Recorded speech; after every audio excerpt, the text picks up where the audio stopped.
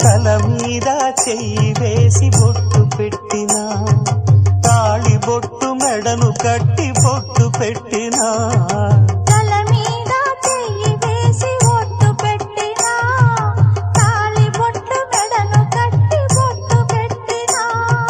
సన్ని కళ్ళు తొక్కినా సప్త పదులు మెట్టినా సన్ని కళ్ళు తొక్కినా సప్త పదులు మెట్టినా మనసు మనసు కలపడమే మంత్రం పరమార్థం శ్రీరస్తు శుభమస్తు శ్రీరస్తు శుభమస్తు శ్రీకారం చుట్టుకుంది పెళ్లి పుస్తకం ఇక ఆకారం దాచుతుంది కొత్త జీవితం